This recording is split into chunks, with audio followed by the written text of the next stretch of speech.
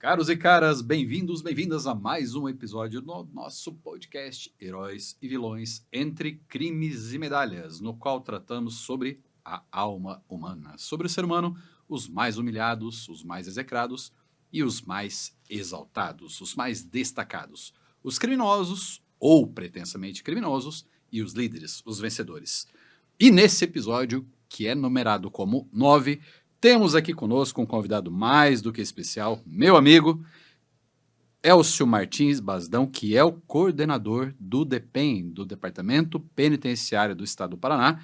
Ele que tem aí anos de trabalho junto ao sistema penitenciário. Ele ingressou em 1994 e não sei se todos sabem disso, eu fui advogado do sistema penitenciário de 2008 a 2010, fui advogado do setor jurídico da Penitenciária Estadual de Londrina II, que hoje...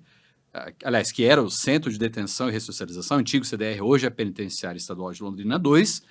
Inclusive, nós estivemos visitando há alguns dias essa unidade, ali após todo o trâmite, a gentileza do próprio Basdão permitir com que isso fosse possível. A gente sabe que tem toda uma questão de segurança que deve ser respeitada para que isso possa ser feito, e ele gentilmente fez tudo que era possível junto ao Estado para que isso fosse viabilizado, e hoje ele se dispôs aí a estar conosco aqui no estúdio da Band, da Tarobá Londrina, Elcio Martins Basdão. Muita alegria revê-lo, após tanto tempo. Ele que foi meu chefe, ele era diretor do presídio durante um tempo que eu lá era advogado, era assessor jurídico, e hoje ele se dispôs a falar um pouco aqui para nós sobre essa realidade do sistema carcerário, que muitas vezes é bastante desconhecida pela sociedade como um todo. Uma realidade muito própria, que tem, lógico, seus problemas, suas dificuldades, seus desafios, mas também tem muitos frutos que são colhidos por todo um esforço, por todo o mérito de uma equipe tremenda que faz com que tudo aconteça e que muitas pessoas, sim, saiam do sistema carcerário ressocializadas, recuperadas. E sobre isso nós vamos falar então com esse ícone do sistema penitenciário paranaense, Elcio Martins Basdão. Bem-vindo! Meu caro, muito obrigado por aceitar nosso convite. Chega aí. Boa tarde, doutor Fabrício.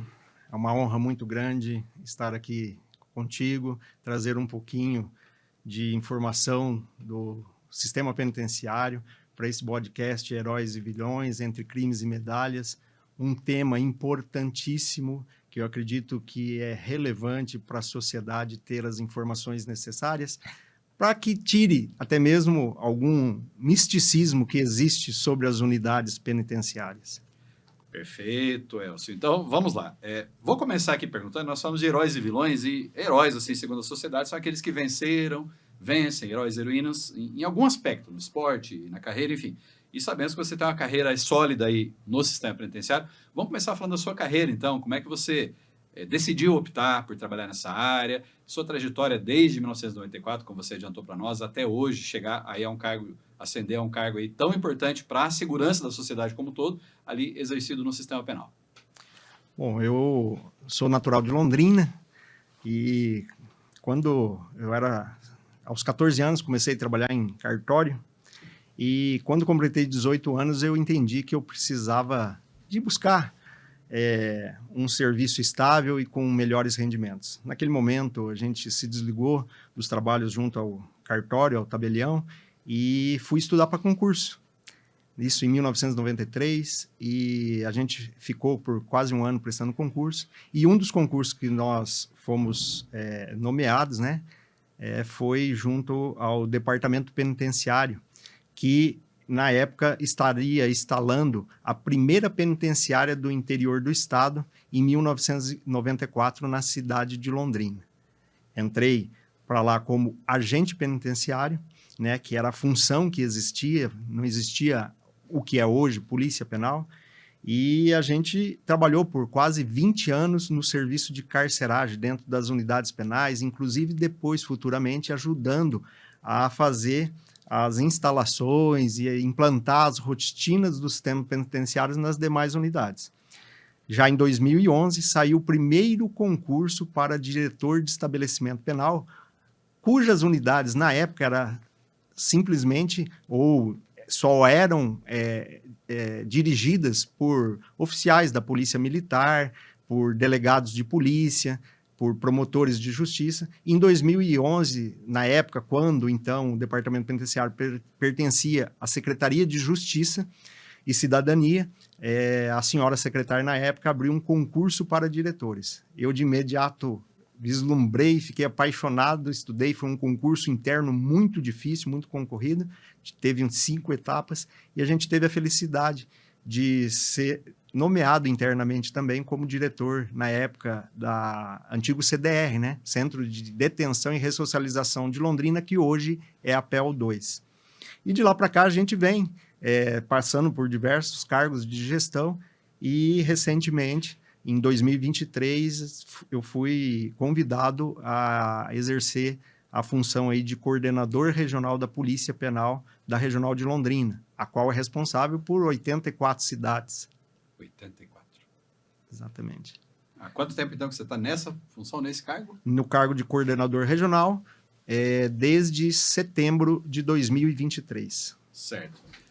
Elcio, e fala para nós, uma pergunta bem genérica aqui. É uma realidade que, como a gente adiantava, poucos conhecem, mas com certeza é um aprendizado diferenciado sobre o ser humano, né? O que você pode trazer para nós aí de mais, por assim dizer, diferente que você aprendeu, ou mais até fora do que a população imagina, dentro desse teu período aí, desde o início até hoje, sobre o ser humano, sobre essa realidade de quem está lá dentro, seja trabalhando, seja privado de sua liberdade? Bom, o sistema penitenciário, ele é muito rico, né, nessa área, né, doutor Fabrício? Mesmo porque você lida com pessoas, né? E pessoas que lá se encontram à margem da sociedade por ter cometido algum crime, estar sendo acusado de algum crime, ou até mesmo aqueles que já estão condenados por um crime. E ali você precisa ter o contato direto e lidar, coordenar pessoas, e ali você tem que fazer gestão de pessoas, não tem como fechar os olhos, embora são pessoas que estão à margem da sociedade, estão reclusas de conviver com a sociedade, mas eles precisam de ser gerenciadas. E gerenciadas com respeito, com dignidade, para que a gente possa, amanhã ou depois, e isso é a principal obrigação da Polícia Penal, retornar essas pessoas para a sociedade melhor do que elas entraram, né? Mas o que mais me chama a atenção é a fragilidade com que o ser humano chega dentro de uma unidade penal, né? Ali, quando ele tira a sua liberdade, eu acredito que você perde ali toda a sua dignidade, porque você não tem mais autonomia própria. E ali é uma confusão interna, mental, diria assim, muito grande para o ser humano. E aqueles que não sabem, muitas vezes, quando irão sair, né? Então, isso aí, ele cria conflitos, e conflitos que nós temos que administrar diariamente. Quer dizer, ele já chega lá porque houve um conflito, ou porque ele, em alguma hipótese, talvez tenha sido condenado injustamente por ter participado de algum conflito, ou alguma afronta à norma penal. Talvez, né? Muitos dizem que são inocentes até mesmo depois da condenação, e, Sim. enfim, às vezes a gente acredita e tem certas evidências daquela história, uma situação dúbia, mas, enfim, de qualquer forma, o sujeito está privado da liberdade, ele vem de um conflito, e lá você vai ter uma pessoa que vai se defrontar com novos tipos de conflito que tem ali, lógico, a sua gestão, e isso cabe a todo um sistema que é coordenado por vocês ali, né? Exatamente. Mesmo porque, doutor Fabrício, veja bem, ele tem necessidades, todo ser humano tem necessidades materiais, necessidades pessoais.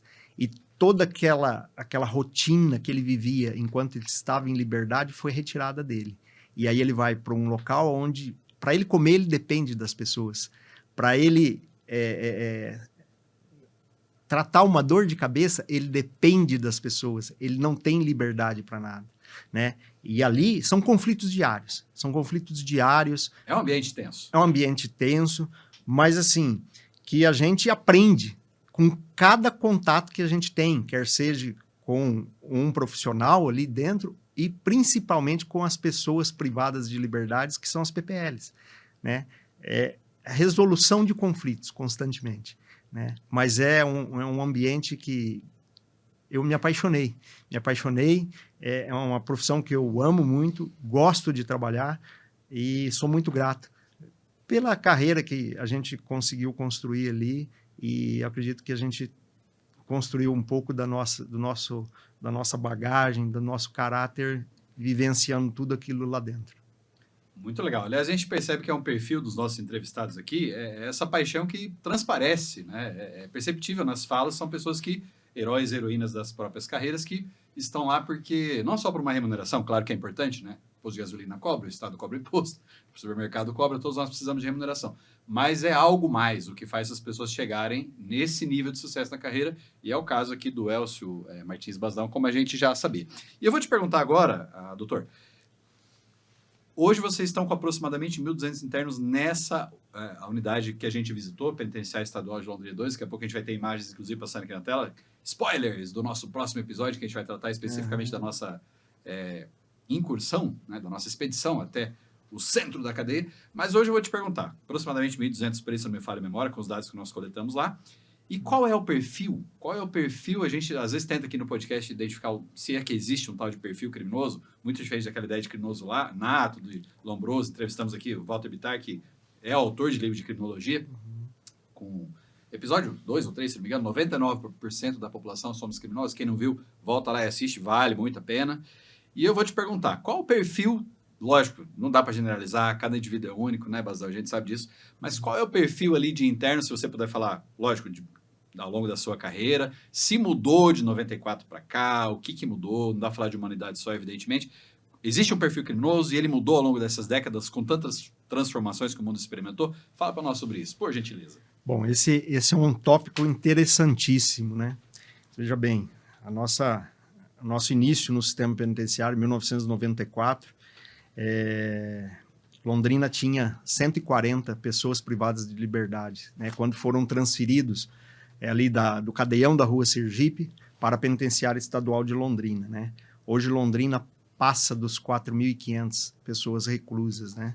Então, assim, em 31 anos, um aumento exponencial muito grande. Mas o que mais me chama atenção, diante da sua pergunta, sabe, doutor Fabrício? Em 1994, eu lembro que eu tinha 19 anos de idade, né, como agente penitenciário.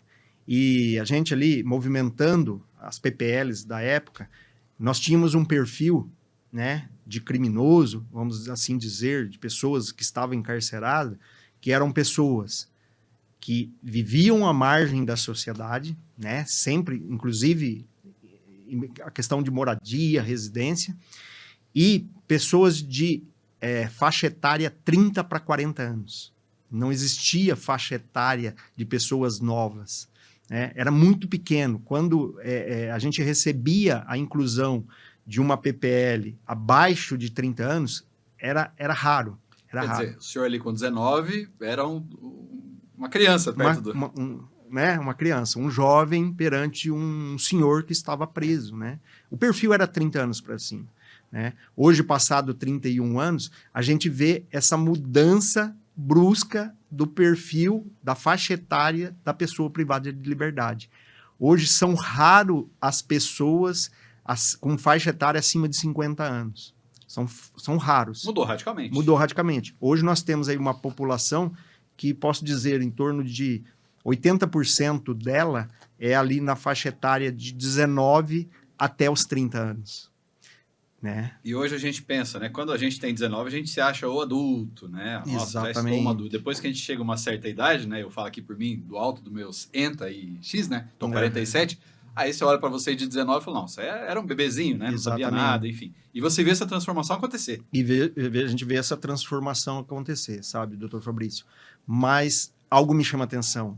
E também me traz uma preocupação, enquanto ser humano, enquanto cidadão, para a nossa sociedade, né? Muitos dessas pessoas privadas de liberdade que entram novos para o sistema penitenciário, grande parte deles estão ligados diretamente à drogadição, né? Então a gente vê aí uma questão social, né, que é a droga envolvida dentro da sociedade, que muitas vezes o jovem não se dá conta do que ele está se envolvendo e acaba, infelizmente, viciando, e por conta disso, para que mantenha o vício, para que mantenha ali, né, aquela necessidade que cria a drogadição, ele acaba entrando para o mundo criminoso. Muitas vezes até para levar a droga de um lado para o outro, acabando fazendo tráfico, ou até mesmo assaltando, até mesmo cometendo outros tipos de crime, para quê? Para que mantenha, né, esse vício criminoso. Então, assim, me preocupa, né, os nossos jovens hoje entrando nesse mundo criminoso, mas reflexo do quê? De uma droga que hoje circula com facilidade dentro da sociedade. E me diz uma coisa, em 1994, eu, por exemplo, era adolescente, mas já via ali campanhas, diga não às drogas, etc. Mas você não tinha essa população carcerária, você não tinha talvez toda essa repercussão que você está reportando para nós. Você tem mais drogas hoje, mais facilidade ao acesso na sua percepção. O que mudou para que essa faixa etária de internos tenha sido, né, tão significativamente reduzida em termos de quantidade ou acesso às drogas que geram, né, todo esse fator como você está pontuando? O que mudou de lá para cá em termos, então, de fluxo de drogas, por assim dizer, na sua percepção? Eu acredito que o que mudou, doutor Fabrício, é a facilidade com que as pessoas começam a ter acesso à droga, sabe? É um mundo criminoso, né? A droga, ela traz ali ostentação, porque grandes traficantes ostentam ali carros luxuosos, ostentam poder, um poder paralelo, vamos dizer assim, né, através de armas em comunidades e tudo mais, que isso a segurança pública combate com rigor, mas isso, psiquicamente, no meu entendimento, traz ali uma falsa sensação de poder para os jovens. E aí, indiretamente, eu acredito que ele acha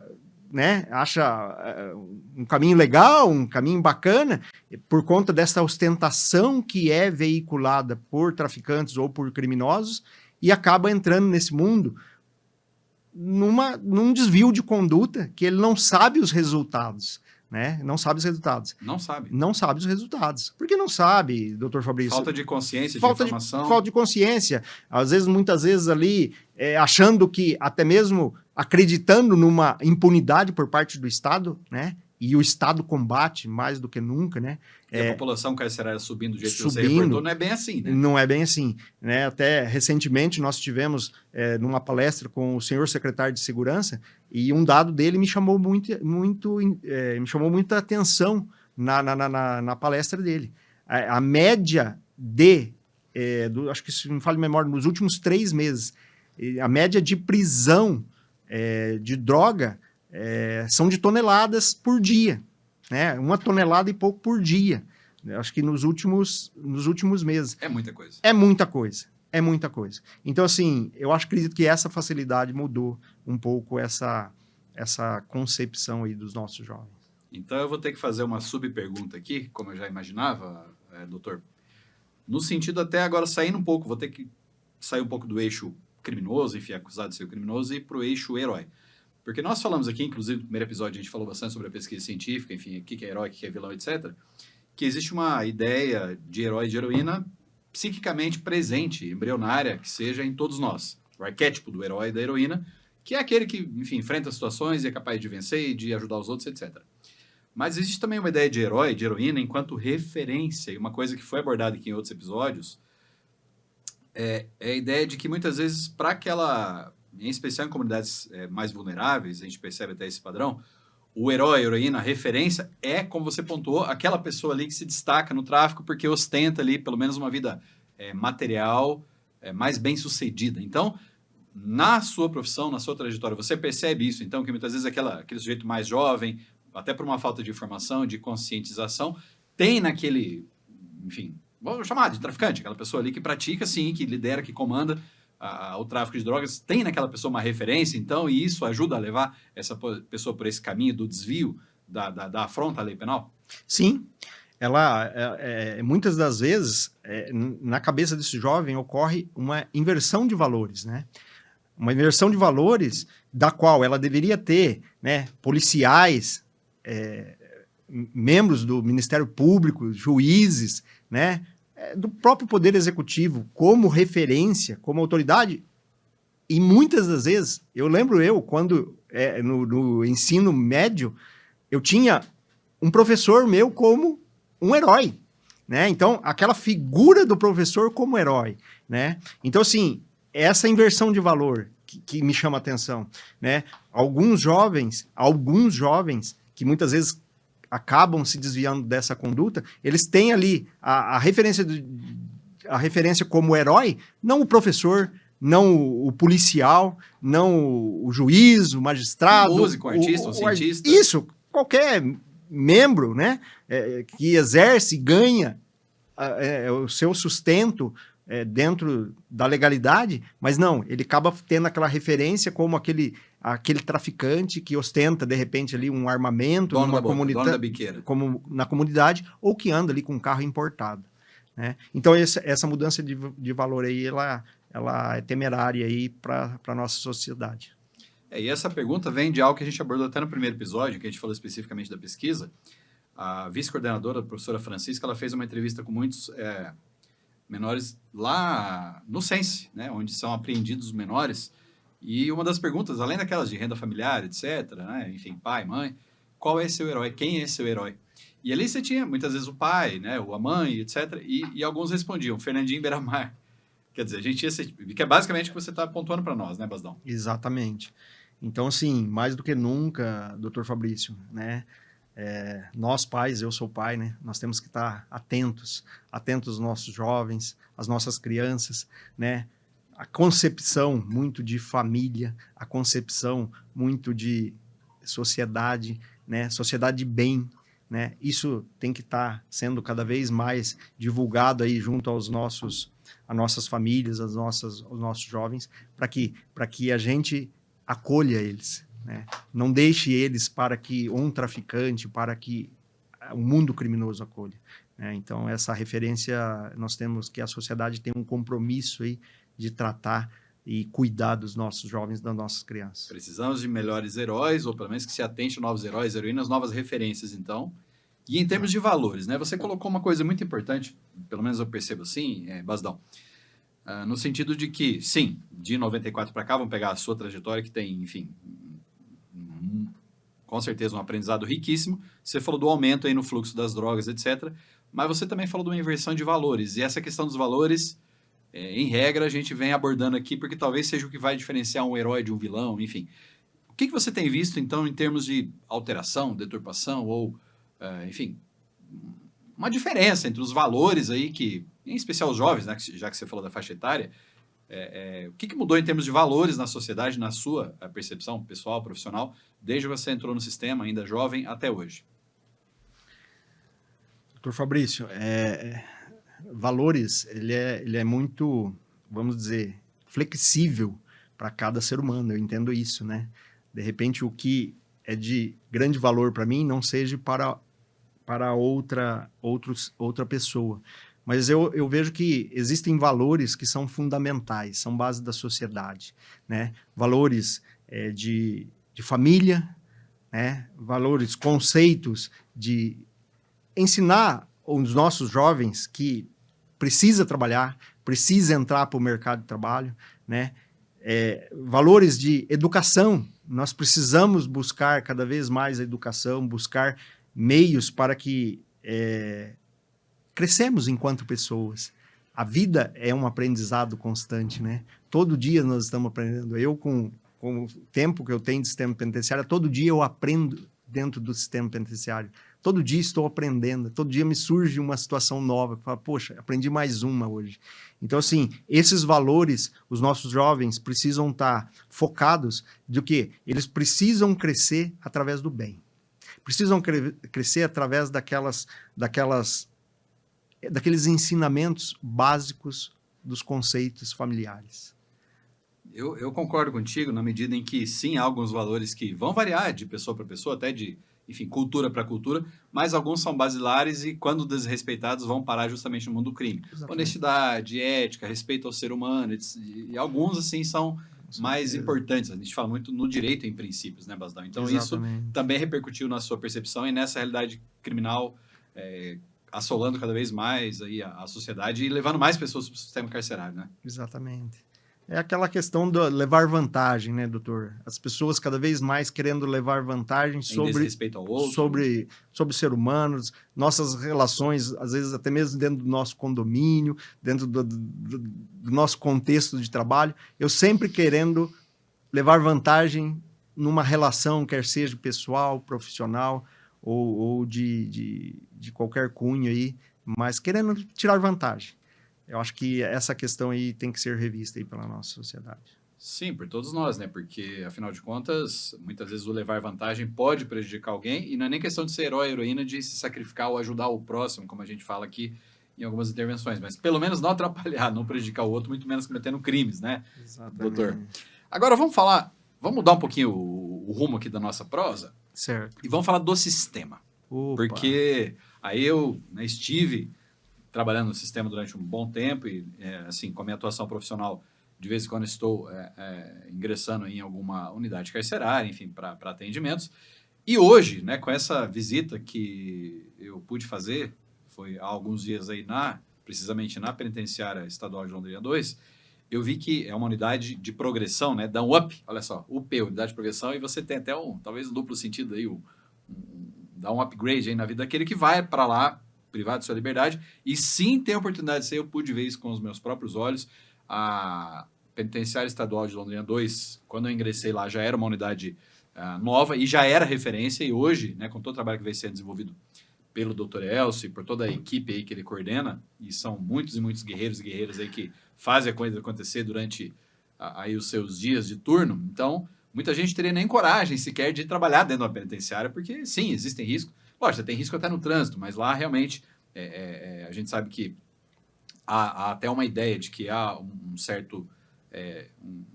certa periculosidade, e essas pessoas, esses profissionais, hoje alguns até terceirizados, fazem isso acontecer. E eu queria que você falasse para nós, doutor Elcio, sobre como funciona o sistema carcerário hoje. Vou fazer uma pergunta bem genérica, e a gente sabe que muito se fala em ressocialização, e a população às vezes tem a penitenciária, o sistema carcerário, como a faculdade do crime.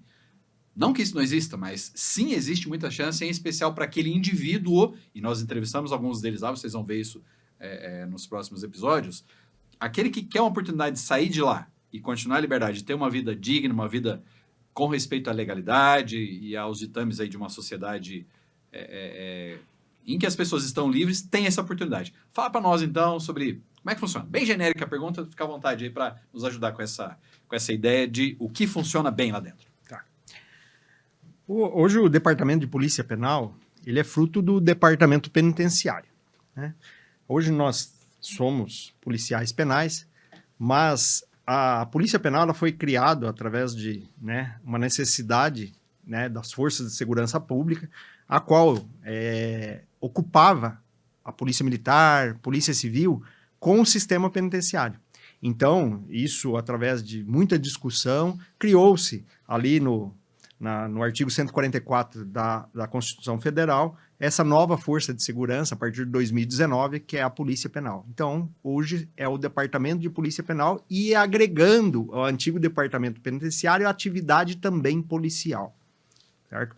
Mas vale lembrar aqui que a atividade fim da Polícia Penal é a ressocialização da pessoa privada de liberdade. Essa é a atividade fim. A atividade policial, ela agregou a atividade penitenciária, a qual a gente já executava. Então, diante disso, nós temos já uma política de décadas, né? Posso dizer até centenária, do quê? De tratar o ser humano enquanto pessoa, né? Então, o Departamento de Polícia Penal ele tem por obrigação receber a pessoa privada de liberdade, aquela provisória e aquelas que também já são condenadas, e ali a gente desenvolve políticas de tratamento penal na área de educação, na área de laborterapia, que é o trabalho, com cursos profissionalizantes, com ensinos regulares, até mesmo com parcerias com a Universidade Estadual de Londrina, a qual nós temos, se não me falha a memória, próximo de 20 pessoas privadas de liberdade cursando o ensino superior na Universidade Estadual de Londrina, né? E a gente desenvolve essas atividades. A Penitenciária Estadual de Londrina 2, que é uma das 6 unidades penitenciárias que nós temos na nossa regional, ela é uma unidade de progressão, que é uma unidade que ela foca no quê? Na educação e no trabalho. Né? Hoje, das 1.150 pessoas privadas de liberdade que nós temos lá, em torno de 300 pessoas privadas de liberdade saem por volta das 7 horas da manhã e retornam às 18 horas. Isso para trabalhar em convênio com empresas privadas do lado externo, que elas se deslocam, vão lá, cumprem o seu horário de trabalho e retornam. Todas essas saídas com autorização judicial e cujas PPLs também passam por uma equipe multidisciplinar para selecioná-las. Bastão, até a gente perguntou para o Taka, que é o vice-diretor da unidade que nos recebeu semana passada, alguns índices sobre o retorno dessas pessoas, eventuais tentativas de fuga, etc. Ele vai trazer até números para nós. Mas a gente sabe que a população, muitas vezes, a população como um todo, lógico, não vamos generalizar, pensa, olha, mas onde já se viu? O sujeito está preso, vai sair para estudar, vai sair para trabalhar, vai cometer crime na rua. Muitas vezes a percepção social que se tem é essa. E eu gostaria que você trouxesse a tua, porque a gente sabe que destoa um pouco desse mito no mau sentido, a gente fala de mitologia no bom sentido aqui no podcast, mas esse mito popular de que a pessoa saiu, vai fazer besteira, não vai voltar, vai fugir, etc. Enquanto diretor, enquanto coordenador, o que você poderia trazer para nós em termos de realidade que você vive lá? Tá. Por exemplo, eu falei aqui há pouco que 300 PPLs saem diariamente para trabalho externo. Essas 300 PPLs, elas são selecionadas através de uma equipe multidisciplinar, composta de psicólogos, assistentes sociais, né? E uma gama de profissionais que fazem uma seleção dessas pessoas privadas de liberdade para ver se ela se enquadra, de fato, num perfil que é estatuído dentro de um documento formal, acho que é uma resolução conveniada pelo Tribunal de Justiça, e que desse perfil... Uma triagem, que desse perfil, aí uma vez identificada, inclusive é chamado a família dele, né, dessa pessoa privada de liberdade lá para a unidade, é feita ali um curso para informar, inclusive a família, que ela faz parte desse processo também. Figura do círculo. Figura do círculo, essa parte desse processo ressocializador. E uma vez identificado que essa pessoa tem esse perfil, aí sim a gente solicita para o juiz da vara de execuções penais e uma vez ele concedida essa autorização, essa pessoa sai. Então, você veja bem, não é qualquer pessoa privada de liberdade que tem esse direito, que tem esse acesso. Então, nós, enquanto Polícia Penal, nós também temos uma preocupação muito grande de que as pessoas que não têm perfil, ou as pessoas que a gente entende que são de alta periculosidade, ou que têm envolvimentos com crimes organizados e tudo mais, essas pessoas, por força de um documento formal, essas pessoas a gente tem outras possibilidades, mas interna, né, programas internos de ressocialização. Tem níveis, então. Então, tem níveis. Então, assim, a sociedade ela pode ficar bem tranquila, porque a Polícia Penal ela é muito atenta, junto com os seus profissionais... Até porque é polícia, né? É Polícia Penal, junto com os seus profissionais e junto com essa gama de especialidade que existe dentro do sistema penitenciário, né, para identificar as pessoas que, de fato, têm condição a estar nesse momento da execução da pena junto com a sociedade, já fazendo atividades laborativas ou até mesmo educativas, que são os bancos da academia da universidade. Que é a oportunidade para a pessoa mudar de vida. A oportunidade para pessoas mudar de vida. E confesso, doutor Fabrício, que nessa carreira a gente já encontrou diversas PPLs, pessoas privadas de liberdade, que foram um momento reclusos e hoje são empresários em Londrina, né? Eu, particularmente, nesses 31 anos de profissão e 31 anos trabalhando dentro da cidade de Londrina, então não tem onde eu saio na cidade, onde eu frequento a cidade, que eu não encontro uma ex-pessoa privada de liberdade. E que muitas das vezes eles passaram por lá por algum motivo, hoje são empresários, né? Estão nos bancos da academia. E é uma honra muito grande saber que a gente fez parte desse processo de poder devolver esse ser humano para a sociedade melhor do que nós recebemos ele. a gente tenta imaginar o que seria a satisfação de um trabalho bem feito, né, de toda uma rede de profissionais que fez a sua parte, o interno, o ex-interno também fez com que isso fosse possível. A gente também, de vez em quando, encontra um ex-recluso aí na rua, né, desempenhando N funções. Então, não é bem assim, é uma universidade do crime, carimba e acabou, né, Basdão? Jamais, jamais. A Polícia Penal ela é muito atenta dentro das unidades penais e monitora diariamente também todas as pessoas que lá existem. E a gente aqui, o resultado desse trabalho, doutor, ele só é possível graças a essa diversidade de profissionais que existe dentro do sistema penitenciário. Eu sempre digo, a própria OAB, né, os advogados, eles são os parceiros importantíssimos nesse processo, porque muitas das vezes o advogado, quando ele vai na unidade atender o seu cliente e leva ali uma situação jurídica para esse cliente dele, muitas vezes ele está ajudando nós, Polícia Penal, a fazer segurança penitenciária, no seguinte sentido, ele está levando uma informação que essa informação, muitas das vezes, acaba acalmando o cliente dele. Então, ele está ajudando nós nesse processo de segurança penitenciária. Perfeito. E aí eu queria que você abordasse um pouquinho melhor para nós. Você falou dessas várias visões profissionais. Existe uma equipe multidisciplinar, existem, enfim, a questão de saúde, jurídico, assistência social, a própria segurança em si. São vários saberes que participam desse processo de ressocialização, né, Basdão? Fala para a gente um pouquinho sobre, enfim, essa diversidade de cérebros que fazem com que isso aconteça. Isso. Hoje existem comissões, né, doutor Fabrício? Comissões dentro do sistema penitenciário, comissões técnicas de classificação composta por esses profissionais, e cada um com o seu saber, cada um com a sua especificidade, ela faz ali o acompanhamento, o tratamento e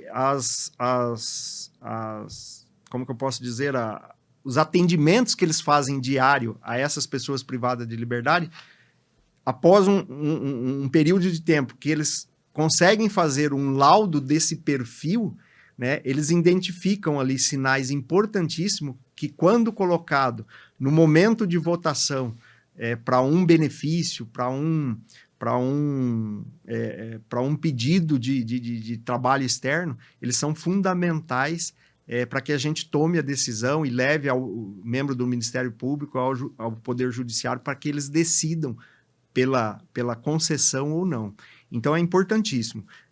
Segurança penitenciária, ela só é bem sucedida graças a esses profissionais que contribuem com nós diariamente, a gente achar os melhores resultados, né? E aí nós temos profissionais de saúde, médicos, psicólogos, dentistas, advogados, é uma gama muito grande, assim, eu falo que ali é uma universidade ali de profissionais trabalhando em prol dessa segurança penitenciária. Então, eu vou até ser um pouco provocativo agora, sim, com quem está nos ouvindo, não é nem contigo, não. Porque muitas vezes, Basdão, e com todo respeito, a gente sabe que algumas pessoas nem sempre têm oportunidade, até um certo ponto. Mas para quem está lá dentro, privado da liberdade, e a Lei de Execução Penal e a Constituição Federal basicamente vão dizer o seguinte: sujeito, condenado, você está privado da sua liberdade, mas os demais direitos estão garantidos. Direito à assistência da família, assistência religiosa, assistência jurídica, assistência à sua saúde, ao estudo, ao trabalho, enfim. Então, os direitos são garantidos. Então, quer dizer, acho que ficou bem claro aqui para quem prestou atenção na fala do Dr. Basdão, que tem oportunidade para quem está lá dentro. E muitas vezes a gente escuta quem está aqui fora, em época de internet, em época de, às vezes, um Estado presente com certo serviço. Claro, tem lugares que o pessoal reclama, a polícia só vem aqui, o Estado só vem aqui através da polícia. Mas se lá dentro tem oportunidade, Basdão, será que até que ponto será que hoje algumas pessoas que partem para essa via da ilegalidade enquanto estilo de vida podem afirmar que não tem oportunidade aqui fora? Doutor Fabrício, eu entendo sim que essa questão de oportunidade, a oportunidade ela tem a todo momento para todas as pessoas. Temos aí as questões onde determinadas sociedades, determinados grupos não recebem políticas públicas.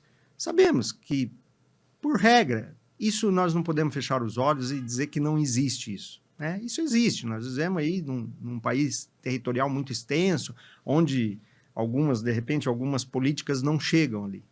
Mas eu acredito, doutor Fabrício, que o ser humano ele tem que ter algo a mais. Esperar do Estado, sempre do Estado, que ele promova sempre políticas públicas para melhorar o ser humano, eu acredito que é muito cômodo.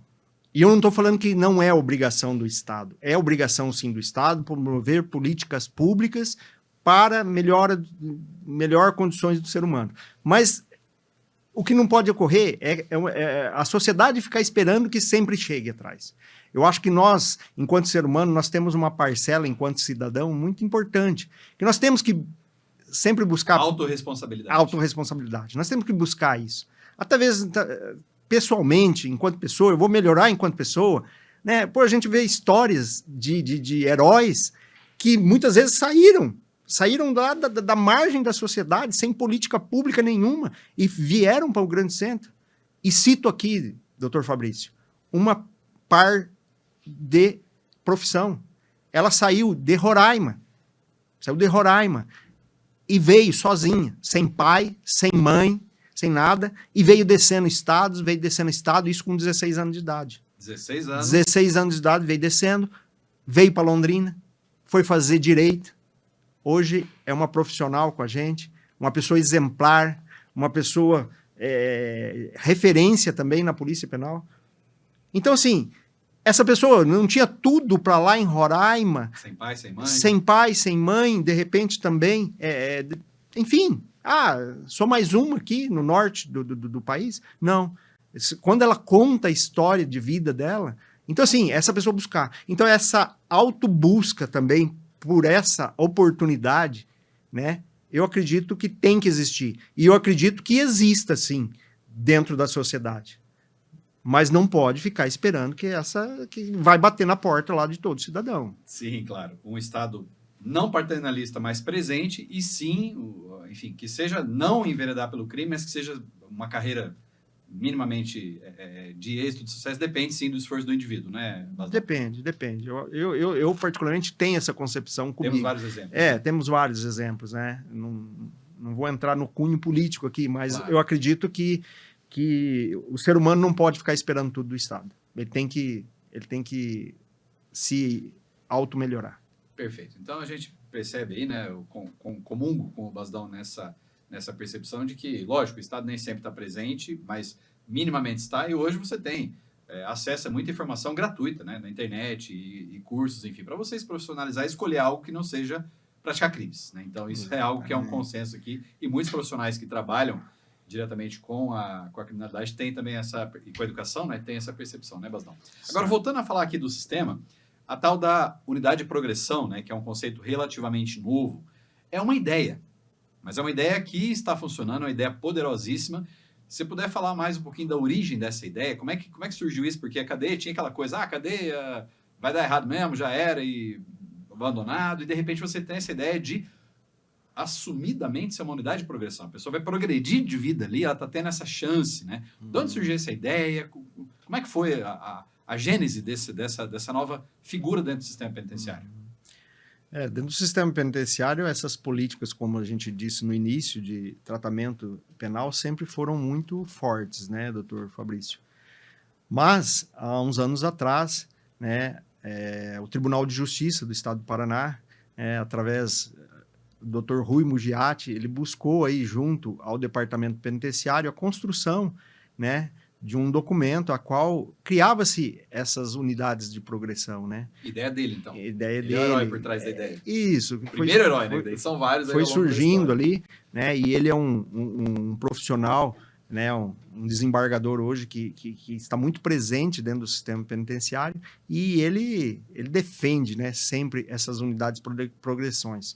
Ele até entende que deve haver mais unidades de progressão. E dentro desse documento criado pelo Tribunal de Justiça, existem vários critérios, né? Né?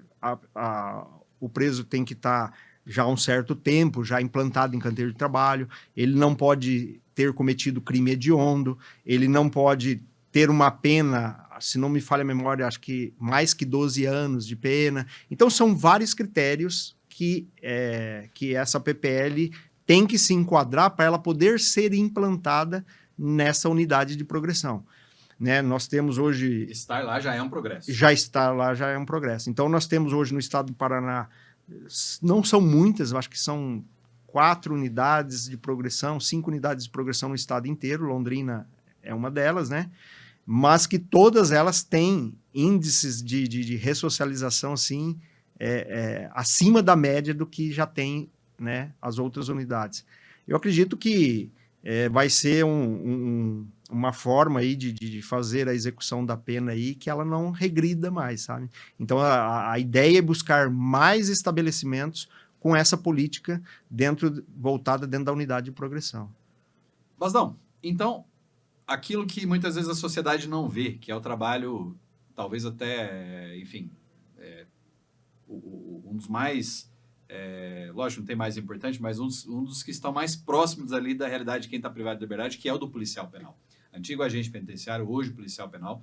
Você, ao longo desses anos, desempenhou essa função, hoje está em um cargo de direção, mas essa profissão muitas vezes invisível, né? A gente não vê a sociedade falando, perguntando, e eu diria até homenageando, né? E eu, como trabalhei no sistema, eu via ali o dia a dia dessa classe profissional que é o policial penal e tudo que ele enfrenta, tudo que ele vivencia, as dificuldades, os desafios, às vezes sim submetido a riscos, né? Não é o caso nosso aqui, faz muito tempo que não tem, mas a possibilidade de rebelião, de uma série de situações, e o trato com pessoas.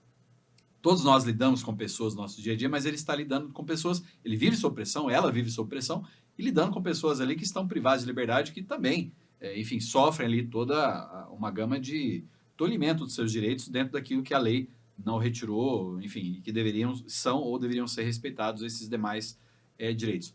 Sobre a figura, né, tanto da tua trajetória, quanto das pessoas que você hoje lidera no cargo em que você se encontra, como é o dia a dia, como é a profissão de um policial penal?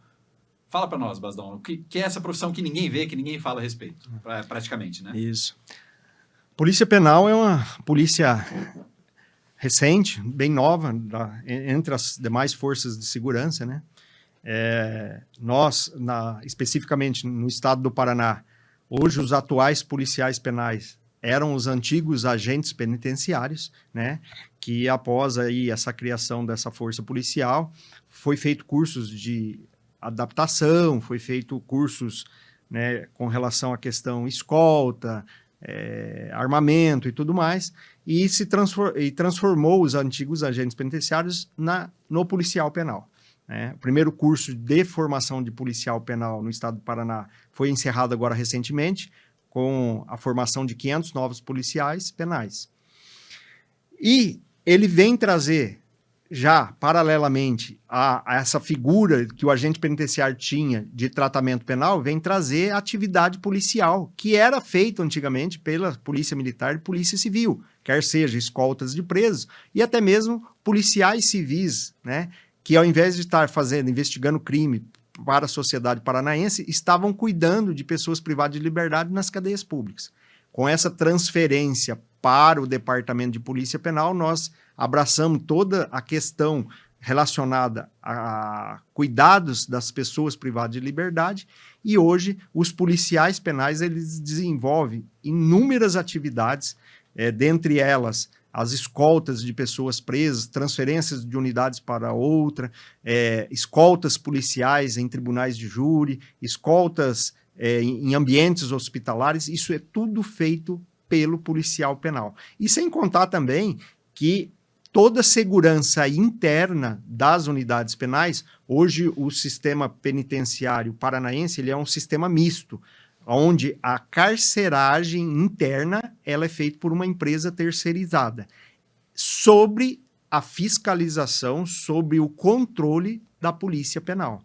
Né? Isso aí é uma política de governo, né, que entendeu que esse aumento dessa atividade policial para fazer essa movimentação interna por uma questão de previdência, enfim, gera diversos ônus para o Estado e, consequentemente, para a sociedade. Então, houve-se um contrato a partir de 2022 de terceirização das atividades internas penitenciárias, feito por uma empresa terceirizada, uma empresa privada, e nós, Polícia Penal, fazendo ali a fiscalização das rotinas internas dessas unidades penais.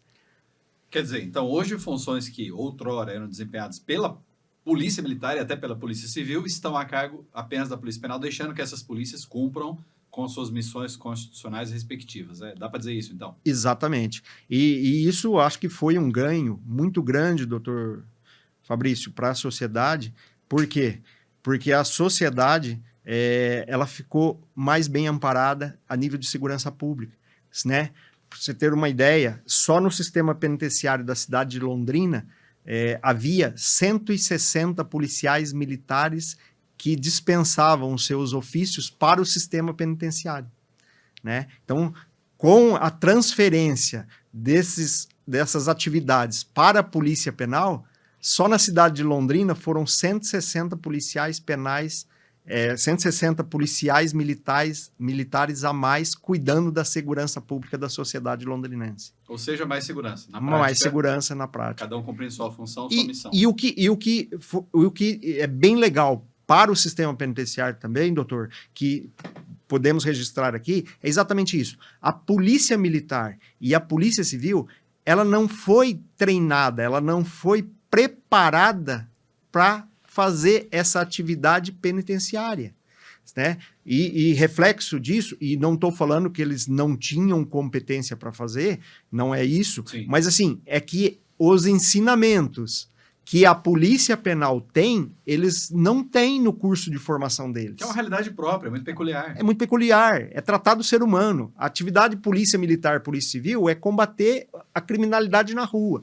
Essa atividade de tratar o ser humano e tal, ela é específica da Polícia Penal e nós somos preparados para isso. E com isso, com essa transferência, o que nós podemos observar? E isso são estatísticas, são números do estado do Paraná. Não há mais rebeliões, fugas são muito raras e maior segurança para a sociedade como um todo. Perfeito. E deixa eu te perguntar, Basdão, qual foi, né, se tiver alguma história para contar, qual foi o maior desafio ao longo desses anos, ou qual é o desafio hoje, desafios para o futuro, coisas que você precisa enfrentar, enfim, nessa jornada toda? Bom, eu acredito que o maior desafio que eu tive na minha carreira profissional foi no ano ali, por volta de 2014. Foi um ano exatamente que, 2014, 2015, foi um ano que o estado do Paraná ele teve inúmeras rebeliões sucessivas, dia a dia. Então, naquele momento, eu lembro, eu ainda fazia atividade carcerária no interior do estabelecimento e nós, junto com os demais agentes penitenciários da época, quando nós chegávamos para trabalhar no plantão, a gente não sabia se a gente ia sair no final do plantão sem ser refém de uma rebelião, né? Então, esse foi o maior desafio, foi um momento que a gente viveu bem delicado no sistema penitenciário paranaense e foi um momento que fez a gente, e eu pessoalmente, refletir se eu deveria continuar nessa profissão ou não. Chegou nesse ponto. Chegou nesse ponto, né? Mas acredito que o discernimento, a sabedoria imperou ali e a gente entendeu que o quê? A gente fazia parte de uma engrenagem que naquele momento a gente não poderia desistir, né? E juntos ali com os demais profissionais, a gente foi encontrando mecanismos, foi encontrando respostas para reverter aquele momento que nós vivíamos.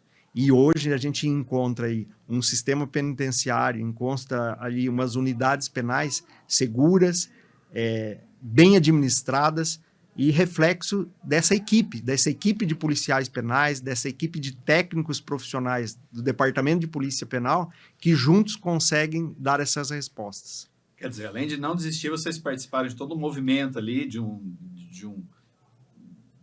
uma ideia ou de um conjunto de ideias que acabou por melhorar todo o sistema. Exatamente. Exatamente. Os policiais penais hoje, na época, começaram a fazer planejamento de como ia melhorar a segurança interna dos estabelecimentos. E foram colocados em práticas diversos mecanismos, diversas rotinas. Hoje, as unidades penais hoje, eu posso te garantir, doutor Fabrício, hoje, para haver um refém dentro de um estabelecimento penitenciário, é muito difícil. É muito difícil. Ótimo. São muitos mecanismos criados que conseguiu, diante desse planejamento feito pelos próprios policiais penais, com as equipes multidisciplinares, achar respostas para evitar esses movimentos de subversão à ordem. Perfeito. E aí, falamos aqui dos desafios, enfim, das dificuldades, e lógico, você já falou, né, doutor Basdão, de forma genérica, aí, de toda a evolução, de toda até a satisfação aí que você, né, experimenta ao longo de ver os resultados frutificados aí desse esforço todo, né, da sua liderança, claro, e de todo um conjunto de profissionais. Uma história aí que te traz alegria, te traz satisfação, que você se recorda, enfim, algo que realmente, né, ao longo desses anos, qualquer história que seja, que te levou a um nível maior ali de percepção de eu estou no lugar certo, minha profissão funciona, o que eu estou fazendo aqui traz resultado para a sociedade. Tem uma história bacana aí para contar para a gente de um sucesso específico, ou mais genérico que seja, aí, ao longo desse período todo, aí cumprindo com essa missão importantíssima para a nossa sociedade? Eu acho que a grande satisfação aí, doutor Fabrício, é quando a gente faz uma avaliação dos resultados que a gente está tendo enquanto gestor, né? Confesso para você que quando fui designado para o cargo a qual ocupo, causa, mesmo a gente com uma certa experiência, causa um temor grande. Um novo. Um novo. Algo que talvez a gente acha que possa não estar preparado para essa missão. Mas confesso que desafios eles surgem dia a dia. E o policial penal, há muitos anos, ele veio se preparando para esse momento. Ele veio investindo dinheiro do próprio bolso. O policial penal, os técnicos, né, vários técnicos são docentes dos bancos acadêmicos, e ele foi buscar, nós voltamos lá na sua pergunta inicial, ele foi buscar a sua oportunidade, ele foi buscar a sua auto-melhora. Não ficou esperando que somente o Estado investisse nele. De braços cruzados, esperando. De braços cruzados, né? E aí, hoje nós temos ali profissionais com experiências em diversas áreas, né? O Departamento de Polícia Penal, ele possui profissionais em várias áreas, quer seja na área da engenharia, quer seja na área do serviço de inteligência, quer seja na área de equipes táticas, e cada um com a sua qualificação. E quando você me diz o que me dá satisfação hoje, o que me motiva, o que é de combustível para eu continuar, é saber a equipe que a gente tem. Os diretores que estão nas unidades, os encarregados de cada equipe dessa, quando chega os desafios e a gente conta com essas equipes, as respostas são imediatas. Nós temos uma pronta resposta e sem registros de grandes ocorrências que desqualifica a polícia penal, mesmo com a sua, vamos dizer, com a sua pequena idade de segurança pública. Então, isso é muito gratificante, sabe? É muito gratificante participar desse momento enquanto coordenador regional. Sensacional. E para fechar aqui, doutor, só queria que você falasse para a população, enfim, para quem está nos ouvindo na Spotify, enfim, vendo no YouTube, portal da Band de Tarobá, população, lógico, tem seus conceitos, seus preconceitos sobre o sistema carcerário. Para fechar, fala para a população aí o que é diferente, de linhas gerais, do que a população acha que é uma cadeia por dentro. O que você poderia dizer para explicar para a população, olha, é um pouco diferente do que vocês estão imaginando, lógico, generalizando, né, mas o que a população fala, né, às vezes a mídia, o que é o sistema carcerário como um todo, para a gente finalizar? A tua percepção, assim, para explicar principalmente para o leigo como é que funciona o que é uma cadeia. Eu acredito que, de fato, há uma concepção muito distorcida por parte da sociedade enquanto o trabalho realizado dentro das unidades penitenciárias. E eu, particularmente, enquanto coordenador, eu sou um defensor junto às direções de unidades penais, porque nós precisamos trazer a sociedade para dentro das unidades penais, né? Entidades de classe, sociedades de bairro, enfim, empresas. Essas pessoas, elas têm que conhecer de fato os trabalhos que são realizados dentro das unidades penais, quer seja de educação, quer seja de trabalho, que a gente tem barracões com empresas, com trabalhos em série sendo realizado dentro de unidades penais, e que a sociedade, de fato, ela não tem imagem. O que a sociedade, muitas das vezes, aqueles que não são da área jurídica, ou que vê muito em filme, em reportagens, ou em noticiários antigos, é aquelas imagens distorcidas de rebeliões, de aquele monte de preso, muitas vezes acenando com a mão, superlotado e tal. Nós temos, sim, um déficit de superlotação no sistema penitenciário, a qual o governo do estado está tratando com muita cautela a construção de novas unidades penais, mas os trabalhos que são realizados dentro das unidades penais,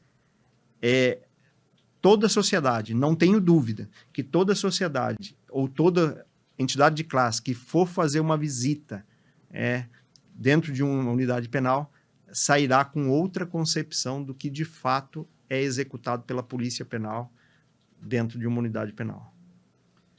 Extraordinário. Muito obrigado, doutor Elcio Martins Basdão, pelos esclarecimentos, pela entrevista, por ter possibilitado a nossa visita a uma unidade penal. Como a gente tem propósito aqui no podcast, a ideia nossa é fazer realmente um trabalho diferente, reflexões sobre o ser humano e sobre todos os sistemas que permeiam a vida humana, em especial nesse ambiente tão diverso do que a gente conhece aqui fora, que é o sistema carcerário. Então, observações e informações riquíssimas que o Basdão trouxe para nós aqui. Esperamos que cada um dos nossos ouvintes, telespectadores, tenha, sim, uma percepção mais rica do que é o sistema penitenciário e de que muitas vezes é diferente do que talvez a gente entendesse até ouvir essas informações, doutor Elcio. E aproveito para parabenizá-lo, doutor Elcio Martins Basdão, na sua pessoa, e na sua pessoa estendo os cumprimentos, aí, as congratulações a toda a equipe que faz isso tudo acontecer, e pessoas que realmente saem de lá diferentes, a despeito do que muitas vezes se pensa na sociedade. Agradecer por demais sua disponibilidade, sua gentileza de vir até aqui, nos permitir ir até a unidade em si. E com isso nós finalizamos aqui esse episódio de número 9, né, Dario, daqui do nosso podcast Heróis e Vilões. Agradecendo Dario, a Chica, Rudney, todo o pessoal aqui da Band de Tarobá, o Dr. Elcio esteve com a gente aqui. Muito obrigado, não percam. Claro, quem não ouviu os episódios anteriores, tem muita informação ali de nível, sou suspeito para falar, eu sei, mas tem muita coisa boa. O nível é esse aqui que vocês estão vendo, tá?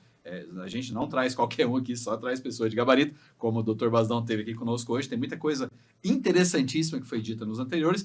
E no próximo episódio, fruto também aí do que o Dr. Basdão fez, nós vamos trazer imagens aí, algumas foram trazidas na tela hoje, da nossa a visita ao presídio. Vocês vão ter aí eu recomendo que não só ouçam no Spotify, mas vejam no YouTube, imagens de dentro da cadeia, aqui no nosso podcast Heróis e Vilões entre Crimes e Medalhas, no qual tratamos sobre o melhor e o pior do ser humano. Muito obrigado a todos e todas, até as próximas. Tchau!